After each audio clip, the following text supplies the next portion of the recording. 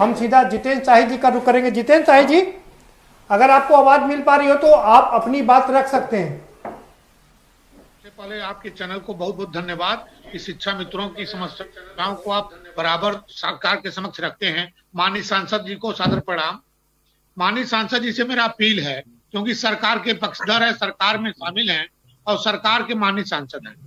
जब माननीय सांसद जी उत्तर प्रदेश में कबीना मंत्री थे, उस समय शिक्षा मित्रों द्वारा सम्मान किया गया था। माननीय सांसद जी कहते शिक्षा मित्र का भविष्य उज्जवल होगा। मैं तो माननीय प्रधानमंत्री जी से 16 मिनट बनारस की धरती पे बात किया हूँ, लगभग 6 बार माननीय मुख्यमंत्री जी से बात किया हूँ, पूर्व गृह मंत्री, वर्तमान में माननीय रक्षा मंत्री जी से बात किया हूँ, 50 माननीय सांसदगण लिखित पत्र दिए हैं, लेकिन उसके बावजूद भी अभी शिक्षा मित्रों का हल नहीं निकला। कारण क्या है यही नहीं समझ पाते हैं। अभी 2018 में एक पत्र है मेरे पास।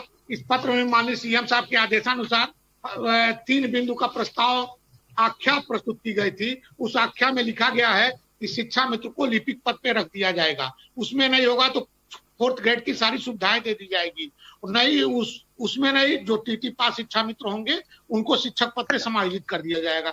लेकिन इस पत्र आख्या तक कोई माने नहीं निकला है। मैं आज भी सांसद जी से कहना चाहता हूं कि जो योग्यता की बात कर रहे हैं माननीय सांसद जी, यह योग्यता में शिक्षा मित्र कहीं कमी नहीं है। आज बताएं कि अपर जिलाधिकारी रीतू पुनिया है, शिक्षा मित्र ही है। शिक्षा मित्र से आज अपर जिलाधिकारी हुई हैं। एक जौली सिंह है गजरौला में, अमरोहा जनपद के, वो शिक्षा मित्र हैं जो नेट जेआरएफ हैं और शिक्षा मित्र से शिक्षक सहायक अध्यापक बन चुकी हैं। एक अभी इलाहाबाद में बहन आईएएस बीट की है, शिक्षा मित्र हैं। योग्यता की कमी नहीं है, लेकिन 10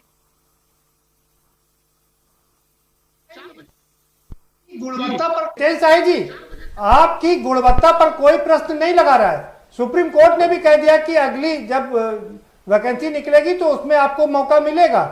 ये कितने आपकी गुणवत्ता पर कौन प्रश्न चिन्ह लगा रहा है? सुप्रीम कोर्ट का जो आदेश आया है, यदि ये आदेश पहले आ गया जी, माननीय सुप्रीम कोर्ट द्वारा नहीं वैकेंट किए होते तो कोई मलाल नहीं होता, कोई दिक्कत नहीं होती। ऑर्डर आ गया, 69,000 भर्ती का स्वागत करता हूँ, कोई दिक्कत नहीं है। सरकार से बार बार मैं अनुरोध ही और निवेदन करता हूं कि शिक्षा मित्र की भविष्य उज्जवल हो जाए, क्योंकि माननीय कल्याण सिंह जी जब मुख्यमंत्री थे तभी शिक्षा मित्रों का जन्म हुआ था। माननीय राजनाथ सिंह द्वारा ही शिक्षा मित्रों का ज्यादातर शिक्षा मित्रों की माननीय राजनाथ सिंह जब मुख्यमंत्री थे उस समय नियुक्ति की गई थी। तो शिक्षा मित्रों को भविष्य क्या होगा?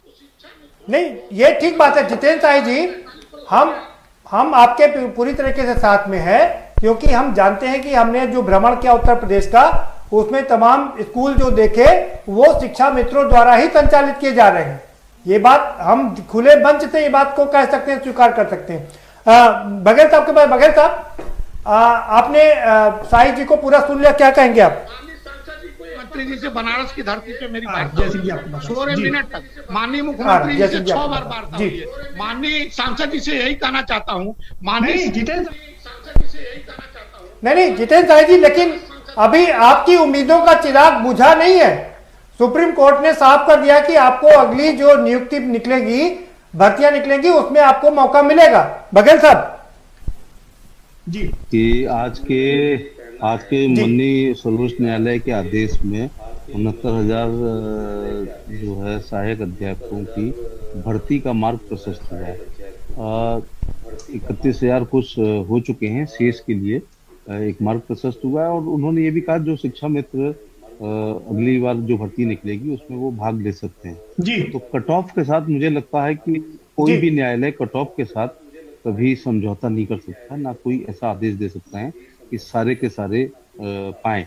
हम लोग राजनीतिक लोग, हम तो चाहते ही हैं कि जो शिक्षा मित्र 10 साल से या 15 साल से या 20 साल पहले आए थे, उस समय उनकी एज थी, इस प्रत्याशा में कि हम यहाँ रेगुलर हो जाएंगे, परमानेंट हो जाएंगे, उनको वेतन मिल रहा था।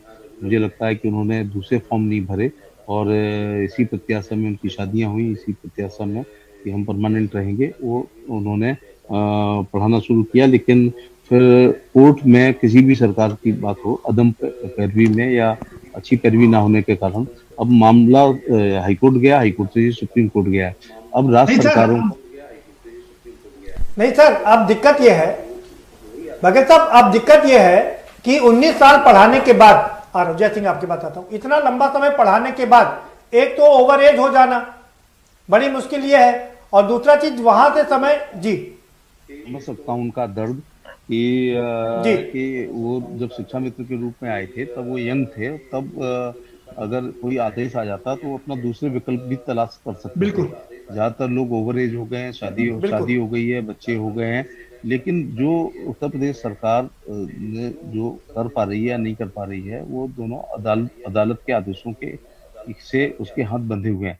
आज सर्वोच्च न्यायालय का जो आदेश हुआ है उसका हम स्वागत करते हैं और ये 69,000 सहायक अध्यापकों के लिए रास्ते खुले हैं और शेष अगली भर्ती में शेष शिक्षा मित्र भी आवेदन कर सकते हैं। लेकिन मुझे लगता है, मैं तो चाहता हूं कि जितने भी शिक्षा मित्र हों सभी समायोजित हो जाएं, लेकिन ये चूंकि उच्च न्यायालय और उच्चतम न्यायालय में मामले चले गए हैं, इसलिए अब अदालतों के आदेशों का अनुपालन ही राज्य सरकार। नहीं वो बात ठीक है, नहीं वो बात ठीक है। बघेल साहब, मैं एक चीज आपसे जानना चाह रहा हूँ जी। जय सिंह जी आपके पास में भी आऊंगा, जितेंद्र जी आपके पास, सुधीर सिंह जी आपके पास भी आऊंगा, लेकिन नहीं एक सवाल पूछ लूं जरा। बिहार में नहीं इंटर पास शिक्षा मित्र को आज लगभग 29,000 रुपया दिया जाता है। आपका झारखंड उठा लीजिए, आपका छत्तीसगढ़ उठा लीजिए, अपनी ही सरकार द्वारा वहां नियमित कर दिया गया, शिक्षक बना दिया गया, बिना टेट का शिक्षक बनाया गया। हिमाचल प्रदेश को उठा लीजिए, उत्तराखंड को उठा लीजिए, सारे प्रदेशों में अपने ही सरकार में शिक्षा मित्रों को भला कर दिया गया।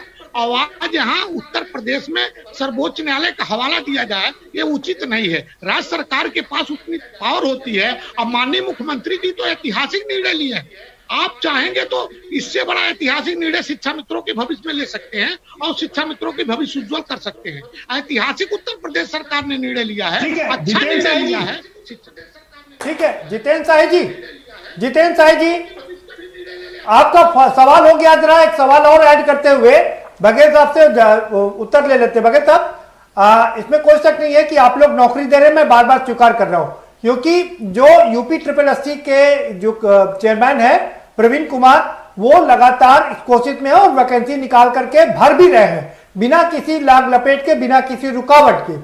और इसीलिए आपसे ज्यादा उम्मीद है कि आप, क्योंकि उत्तर प्रदेश में 4.5 लाख पद खाली पड़े हैं, तो क्यों नहीं बाकी सबको भी समायोजित कर दिया जाता है।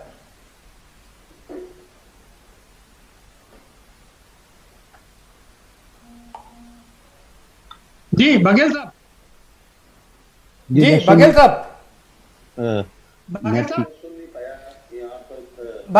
मैं ये कह रहा हूं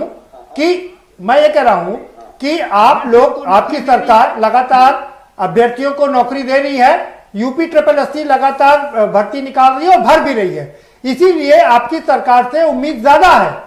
तो अभी 4.5 लाख पद खाली पड़े हैं, क्यों नहीं सबको समायोजित कर दिया जाता है उसमें। सभी विभागों के अध्यक्षों से कार्मिक विभाग ने उनकी वैकेंसी मांगी है, जैसा मेरे नोटिस में है, और कहीं upper subordinate commission, lower subordinate commission या लोक सेवा आयोग या जो भी है हमारा, जितने भी आयोग हैं, वो सब विज्ञापन निकालेंगे। और मैं इस बात के लिए ज्यादा आभार प्रकट करना चाहूंगा कि नॉन गजेटेड सभी नौकरियों में साक्षात्कार समाप्त कर दिया गया है। पुलिस में फिजिकल मेरिट में जुड़ेगा नहीं, इंटरव्यू होना नहीं है, रिटन होना, रिटन OMR सीट पे होगा, बच्चों को केवल उसमें टिक करना है और 100% ईमानदारी के साथ। ये अब उत्तर प्रदेश सरकार में अब जो भी वैकेंसी आएगी वो ना हाई कोर्ट जाएंगी, ना सुप्रीम कोर्ट जाएंगी, ना उसमें कोई कॉपियों पे सफेदा लगाया जाएगा। ये अच्छी बात है, कोई अड़ंगा नहीं लगेगा, वरना तो यहाँ रुकावट डालने के लिए बहुत सारे लोग होते हैं। ये आपने शानदार बात कही सर कि अब ना कोई हाई कोर्ट जाएगा, ना कोई सुप्रीम कोर्ट जाएगा। हमारे साथ सभी लोग हैं, वो कुछ ना कुछ कर रहे हैं। जय सिंह साहब बहुत देर से कह रहे हैं।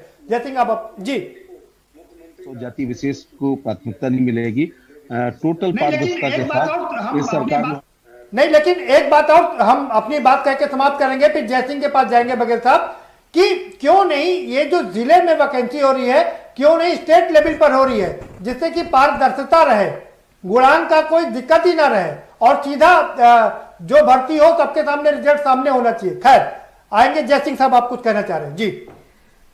सरकार ने जो 69,000 शिक्षक भर्ती निकाली है, ये एक ओपन रिक्रूटमेंट था, इसमें पर्टिकुलर किसी विशेष व्यक्ति को कोई पद नहीं दिए गए हैं जी। जितना मौका बीएड को था, उतना बीटीसी को था, उतना डीएड को था, उतना शिक्षा मित्रों को था जी। और शिक्षा मित्र अगर ये चयनित हुए थे, ऐसा नहीं कि ये इनकी भर्तियां हैं, जब बराबर मौका दिया गया है। आप 15 साल से पढ़ा रहे थे तो आप तो शिक्षक थे ना, तो आपको तो हमसे अच्छे नंबर लाने चाहिए थे। हम लोग तो शिक्षा जगत से दूर थे, तब आपसे अच्छे नंबर लाए हैं। अब आप अपनी बकौती समझ रहे हैं, ये इनको गलत फहमी। कॉन्ट्रैक्ट पर्सन की संविदा उसी दिन खत्म हो जाती है जिस दिन उस पद पे चयनित होके आ जाता है। जब